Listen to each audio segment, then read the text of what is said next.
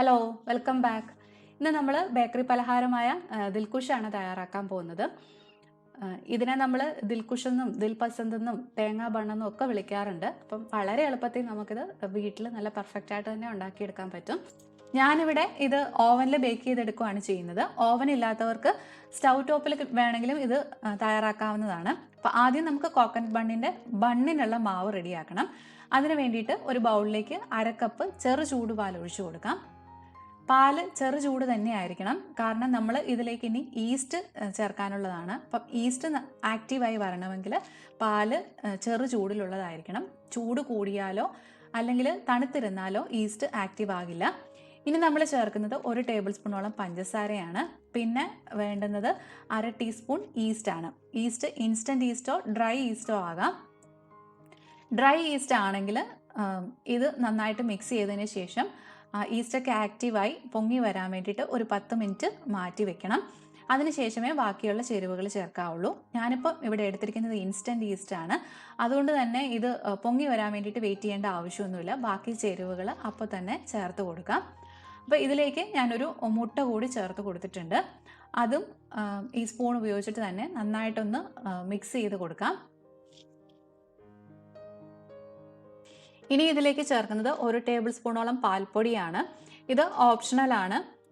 നമ്മുടെ ബണ്ണിൻ്റെ ടേസ്റ്റ് കുറച്ചൊന്ന് കൂട്ടാനും അതുപോലെ തന്നെ ആ ഈസ്റ്റിൻ്റെ സ്മെല്ല് കുറയ്ക്കാനും വേണ്ടിയിട്ടാണ് നമ്മൾ പാൽപ്പൊടി ചേർക്കുന്നത്. പിന്നെ ഒരു നുള്ളു ഉപ്പും കൂടെ ചേർത്ത് ഒന്ന് മിക്സ് ചെയ്ത് കൊടുക്കുക. അതിനുശേഷം 1/2 കപ്പ് മൈദ കുറച്ചായിട്ട് ചേർത്ത് യോജിപ്പിച്ചെടുക്കുകയാണ് ചെയ്യേണ്ടത്.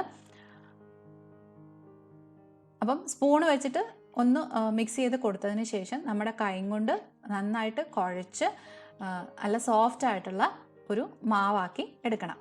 5-6 മിനിറ്റെങ്കിലും ഇതൊന്ന് കുഴച്ചെടുക്കണം. ആദ്യം കുഴയ്ക്കുമ്പം കയ്യിലൊക്കെ നന്നായിട്ട് ഒട്ടിപ്പിടിക്കും. പക്ഷെ പിന്നീട് കുഴച്ച് വരുമ്പോഴത്തേക്കും ആ ഒട്ടൽ കുറഞ്ഞു വന്നോളും. അപ്പോൾ കുറേ നേരം കുഴച്ചിട്ടും ആ ഒട്ടൽ ഉണ്ടെങ്കിൽ 1-2 ടേബിൾ സ്പൂൺ മൈദയും കൂടെ ചേർത്ത് കൊടുക്കുന്നതിനകത്ത് കുഴപ്പമൊന്നുമില്ല. ഞാൻ 1 ടേബിൾ സ്പൂൺ ഒലിവ് ഓയിലും കൂടെ ഇതിലേക്ക് ചേർത്ത് കൊടുത്തതിന് ശേഷം നല്ലപോലെ കുഴച്ച് നല്ല സോഫ്റ്റ് ആക്കി എടുത്തിട്ടുണ്ട്. ഇനി ഈ പാത്രത്തിലേക്കും അതുപോലെ തന്നെ മാവിൻ്റെ മുകളിലേക്കും ഒക്കെ ഒരല്പം ഒലിവ് ഓയിലും കൂടെ ഇതുപോലെ ഒന്ന് തടവി കൊടുത്തതിന് ശേഷം ഇത് പൊങ്ങാൻ വേണ്ടിയിട്ട് ഏകദേശം ഒരു 2 മണിക്കൂറോളം മാറ്റി വെക്കണം. അപ്പോൾ ഒരു നനഞ്ഞ തുണി കൊണ്ടോ അല്ലെങ്കിൽ ഒരു ക്ലിംഗ് റാപ്പ് വെച്ചിട്ടോ കവർ ചെയ്തിട്ട് വേണം ഇത് നമ്മൾ മാറ്റി വെക്കാൻ വേണ്ടിയിട്ട്. ഡബിൾ സൈസ് ആവുന്നിടം വരെയാണ് നമ്മളിത് മാറ്റി വെക്കേണ്ടത്. അപ്പം 2 മണിക്കൂർ എന്നുള്ളതൊരു ഏകദേശ സമയമാണ്. നമ്മൾ താമസിക്കുന്ന സ്ഥലത്തെ കാലാവസ്ഥയ്ക്ക് അനുസരിച്ചിട്ട് ചെറിയ വ്യത്യാസങ്ങളൊക്കെ ഈ സമയത്തിലും ഉണ്ടാകാം. ഇനി നമുക്കിതിൻ്റെ കോക്കനട്ട് ഫില്ലിങ് തയ്യാറാക്കാം. അപ്പം ഞാനിവിടെ ഒരു ബൗളിൽ 1/2 കപ്പ് തേങ്ങ ചിരകിയത് എടുത്തിട്ടുണ്ട്. ഈ തേങ്ങയിലേക്ക് നമ്മളിനി 5 ടേബിൾ സ്പൂണോളം പഞ്ചസാര ചേർത്ത് കൊടുക്കുകയാണ്. അതിനുശേഷം നമുക്ക് ഇഷ്ടമുള്ള ഡ്രൈ ഫ്രൂട്ട്സ് ആൻഡ് നട്ട്സ് ഇതിലേക്ക് ചേർത്ത് കൊടുക്കാം. അപ്പം ഞാനിവിടെ 2 ടേബിൾ സ്പൂണോളം ടൂട്ടി ഫ്രൂട്ടിയും 1 ടേബിൾ സ്പൂൺ ചെറി, പിന്നെ കുറച്ച് കാഷ്യൂ ചെറുതായിട്ട് മുറിച്ചത്, ഇതൊക്കെയാണ് ചേർത്ത് കൊടുക്കുന്നത്. അതൊക്കെ ചേർത്ത് ജസ്റ്റ് ഒന്ന് മിക്സ് ചെയ്ത് കൊടുത്തതിന് ശേഷം ഇതിലേക്ക് ഞാൻ 1 ടേബിൾ സ്പൂണോളം മിക്സഡ് ഫ്രൂട്ട് ജാമും കൂടെ ചേർത്ത് കൊടുക്കുന്നുണ്ട്. ആ ഡ്രൈ ഫ്രൂട്ട്സിൻ്റെ ഒക്കെ ഒരു ടേസ്റ്റ് കുറച്ചുകൂടെ കൂടുതൽ തോന്നിക്കാൻ വേണ്ടിയിട്ടാണ് ഈ ജാമും കൂടെ ചേർത്ത് കൊടുക്കുന്നത്.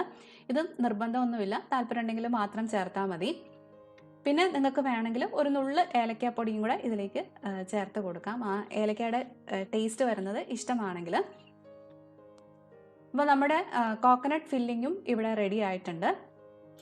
2 മണിക്കൂറും കൊണ്ട് മാവൊക്കെ നന്നായിട്ട് പൊങ്ങി വന്നിട്ടുണ്ട്. ഇനി നമുക്ക് ഈ ക്ലിംഗ് റാപ്പൊക്കെ ഒന്ന് തുറന്ന് ഒന്നുകൂടെ ഒന്ന് കുഴച്ചെടുക്കണം. അതിലെ ആ എയർ ബബിൾസ് ഒക്കെ ഒന്ന് പോകാൻ വേണ്ടിയിട്ടാണ് നമ്മൾ ഒന്നുകൂടെ ഒന്ന് കുഴച്ചെടുക്കുന്നത്. അതിനുശേഷം ഇത് 2ആയിട്ട് മുറിച്ച് ഉരുളകളാക്കി മാറ്റി വെക്കണം. അപ്പോൾ ഉരുളകളാക്കുമ്പം ഒന്ന് മറ്റതിനേക്കാളും കുറച്ചൊന്ന് വലുതായിരിക്കാൻ വേണ്ടിയിട്ട് ശ്രദ്ധിക്കുക. സാധാരണ നമ്മൾ ബണ്ണിനൊക്കെ ഉരുട്ടിയെടുക്കുന്ന പോലെ ഉള്ളിലേക്ക് ടക്ക് ചെയ്താണ് നല്ല സോഫ്റ്റ് ഉരുളയാക്കി എടുക്കുന്നത്. ഇനി നമ്മളിതൊരു ചപ്പാത്തി പലക വെച്ചിട്ട് ചപ്പാത്തിയൊക്കെ പരത്തിയെടുക്കുന്ന പോലെ തന്നെ ഒന്ന് പരത്തിയെടുക്കാൻ പോവാണ്. അപ്പം ആദ്യം ചെറിയ ഉരുള നമുക്ക് പരത്തിയെടുക്കാം. അപ്പം ചെറുതായിട്ടെങ്കിലും ഒട്ടൽ തോന്നുവാണെങ്കിൽ ഒരല്പം മൈദ ഒന്ന് വിതറിയതിന് ശേഷം നന്നായിട്ട് പരത്തിയെടുത്താൽ മതി. ഇപ്പം ഞാനത് നന്നായിട്ട് പരത്തി എടുത്തിട്ടുണ്ട്. ഇനി ഞാനിത് ബേക്ക് ചെയ്തെടുക്കുന്നത് ഇതുപോലെ ഒരു പാനിലാണ്. അപ്പോൾ ആ പാനിൽ ഒരല്പം എണ്ണ തടവിയിട്ടുണ്ട്. ആ പാനിലേക്ക് ഞാൻ ഈ ആദ്യം പരത്തിയ ഉരുള വെച്ച് കൊടുക്കുകയാണ്. ഇനി നമുക്ക് വലിയ ഉരുള എടുത്ത് ഇതേപോലെ തന്നെ പരത്തിയെടുക്കാം. ആദ്യത്തെ ഉരുള പരത്തിയതിനേക്കാളും കുറച്ചുകൂടെ വലുപ്പത്തിൽ വേണം ഈ രണ്ടാമത്തെ ഉരുള പരത്തിയെടുക്കാൻ വേണ്ടിയിട്ട്. കാരണം ആദ്യത്തേതിൻ്റെ മുകളിലേക്ക് വെച്ച് കൊടുക്കാനുള്ളതാണിത്. ഇനി ആദ്യത്തെ ഉരുള പരത്തിയതിൻ്റെ മുകളിലേക്ക് നമ്മൾ ആ റെഡിയാക്കി വെച്ചിരിക്കുന്ന കോക്കനട്ടിൻ്റെ ഫില്ലിങ് ഇതുപോലെ ഒന്ന് സ്പ്രെഡ് ചെയ്ത് കൊടുക്കുക. നടുവിൽ വേണം വെച്ച് കൊടുക്കാൻ വേണ്ടിയിട്ട്. സൈഡ് കുറച്ചൊന്ന് ഫ്രീ ആക്കി ഇട്ട് കൊടുക്കുക. ഇതിൻ്റെ മുകളിലേക്ക് നമ്മൾ രണ്ടാമത് പരത്തിയത് വെച്ച് കൊടുത്തിട്ട് ഇങ്ങനെ അടിയിലേക്ക് മടക്കി കൊടുത്ത് നന്നായിട്ട് പ്രസ് ചെയ്തെടുക്കുക. കാരണം ഇത് ബേക്ക് ചെയ്ത് വരുമ്പം വിട്ടുപോകരുത്, അതിന് വേണ്ടിയിട്ടാണ്. അപ്പം നന്നായിട്ട് തന്നെ പ്രസ് ചെയ്ത് കൊടുക്കുക.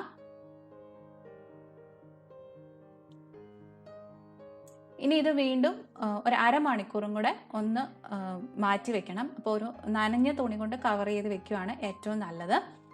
അരമണിക്കൂർ കഴിയുമ്പോൾ ഈ ബണ്ണ് കുറച്ചുകൂടെ ഒന്ന് പൊങ്ങി വന്നതായിട്ട് നമുക്ക് കാണാം. ഇനി ഇതിൻ്റെ മുകളിലേക്ക് ഒരല്പം പാല് ഒരു ബ്രഷ് ഉപയോഗിച്ചിട്ട് ജസ്റ്റ് ഒന്ന് തൂത്ത് കൊടുക്കാം. അത് ബേക്കായി വരുമ്പം മുകൾ ഭാഗം ഒത്തിരി ഡ്രൈ ആയി പോകാതിരിക്കാൻ വേണ്ടിയിട്ടാണ് നമ്മളിങ്ങനെ ചെയ്യുന്നത്. അതിനുശേഷം ഇത് ബേക്ക് ചെയ്തെടുക്കണം. അപ്പം ഓവൻ ഉപയോഗിച്ചിട്ടോ അല്ലാതെയോ ഒക്കെ നമുക്കിത് തയ്യാറാക്കാം. ഞാൻ ഇവിടെ കാണിക്കുന്നത് ഓവനിൽ ബേക്ക് ചെയ്തെടുക്കുന്നതാണ്. ഓവൻ ഇല്ലാതെ ബേക്ക് ചെയ്യുന്ന രീതി ഇതിനു മുമ്പ് പല വീഡിയോസിൽ ചെയ്തിട്ടുണ്ട്. അപ്പോൾ അതിൻ്റെയൊക്കെ ലിങ്ക് ഞാൻ ഡിസ്ക്രിപ്ഷൻ ബോക്സിൽ കൊടുത്തേക്കാം. ഇപ്പോൾ മുകൾ ഭാഗത്തൊക്കെ പാല് നന്നായിട്ടൊന്ന് തൂത്ത് കൊടുത്തിട്ടുണ്ട്. ഇനി ഇത് പ്രീഹീറ്റ് ചെയ്ത ഓവനിൽ, അതായത് 180 ഡിഗ്രിയിൽ 10 മിനിറ്റ് പ്രീഹീറ്റ് ചെയ്ത ഓവനിലേക്ക് വെച്ച് കൊടുത്ത് 180 ഡിഗ്രിയിൽ തന്നെ 25 മിനിറ്റാണ് ഞാൻ ബേക്ക് ചെയ്തെടുക്കാൻ പോകുന്നത്. 25 മിനിറ്റിന് ശേഷം ഞാനത് ഓവനിൽ നിന്ന് പുറത്തെടുത്തിട്ടുണ്ട്. പുറത്തെടുത്ത വഴിക്ക് എൻ്റെ കയ്യിൽ നിന്ന് അതൊന്ന് ചെറുതായിട്ട് താഴെ വീണു. അതാണ് ഇടയ്ക്കൊരു കുഴിയൊക്കെ കാണുന്നത്. അതിനിടയിൽ ക്യാമറ ഓണാക്കാനും മറന്നുപോയി. അപ്പം ഇതിൻ്റെ മുകളിലേക്ക് ആ ചൂടോടെ തന്നെ ഞാൻ കുറച്ച് ബട്ടർ തൂത്ത് കൊടുത്തിട്ടുണ്ടായിരുന്നു, ആ ഒരു ഗ്ലേസിങ്ങിന് വേണ്ടിയിട്ട്. അത് ഷൂട്ട് ചെയ്യാൻ പറ്റിയിട്ടില്ല. ഇപ്പം നന്നായിട്ട് തണുത്ത് വന്നിട്ടുണ്ട്. ഇനി നമുക്ക് കട്ട് ചെയ്ത് നോക്കാം. തൊടുമ്പം തന്നെ അറിയാം നല്ല സോഫ്റ്റ് ആയിട്ടാണ് ഇരിക്കുന്നത്. നല്ല സോഫ്റ്റും ടേസ്റ്റിയൊക്കെ ആയിട്ടുള്ള ദിൽകുഷ് അല്ലെങ്കിൽ തേങ്ങാ ബണ്ണ് റെഡി ആയിട്ട് വന്നിട്ടുണ്ട്. നല്ല കറക്റ്റ് ടെക്സ്ചറിലും ഒക്കെയാണ് വന്നിരിക്കുന്നത്. അപ്പോൾ എല്ലാവരും ഇത് വീട്ടിൽ ട്രൈ ചെയ്ത് നോക്കുക. നല്ല ഈസിയാണ്. ഓവൻ ഇല്ലാത്തവർക്കും ട്രൈ ചെയ്ത് നോക്കാവുന്നതേ ഉള്ളൂ. തയ്യാറാക്കി നോക്കിയിട്ട് തീർച്ചയായിട്ടും നിങ്ങളുടെ അഭിപ്രായങ്ങൾ എന്നെ അറിയിക്കണം. പിന്നെ നമ്മുടെ ഒരു സബ്സ്ക്രൈബർ ശ്രീലക്ഷ്മിക്ക് ഒരു ഹായ് പറയണമെന്ന് പറഞ്ഞിട്ടുണ്ടായിരുന്നു. അപ്പോൾ ശ്രീലക്ഷ്മി ഇത് കാണുന്നുണ്ടെങ്കിൽ ശ്രീലക്ഷ്മിക്ക് ഒരു ബിഗ് ഹായ് കേട്ടോ. അപ്പോൾ നിങ്ങൾക്ക് റെസിപ്പി ഇഷ്ടമായിട്ടുണ്ടെങ്കിൽ തീർച്ചയായിട്ടും ഒന്ന് ലൈക്ക് ചെയ്യും, കമൻറ്റ് ചെയ്യും, ഷെയർ ചെയ്യുകയൊക്കെ ചെയ്യണേ. ഒപ്പം സബ്സ്ക്രൈബ് ചെയ്യാതെയാണ് കാണുന്നതെങ്കിൽ ഒന്ന് സബ്സ്ക്രൈബ് ചെയ്തേക്കുക. വീണ്ടും വേറൊരു റെസിപ്പി ആയിട്ട് കാണാം. അതുവരെ ബൈ ബൈ, ടേക്ക് കെയർ.